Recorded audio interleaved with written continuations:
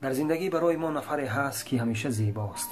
زیبا حرف میزند، زیبا پند میگوید. ستون خاندان تکیهگاه برای تمام دلتنگی ها. او زندگی نمی کند بلکه زندگی می خواهد، نه برای خود بلکه برای ما. این ما سبب می شویم که او نصف زیادی عمر خود را در خانه نیو، در کوچه و بازار و در سفرهای طولانی می گذراند. البته این پدر است. در این شام غربت سرا پدر جانم تو را من یاد کردم، به وسط شعرها ایجاد کردم. دعایت می کنم تا زنده باشی، همیشه با لبی پرخنده باشی. تو پدر نشوی به قدر زحمت‌های پدر نمی‌رسی.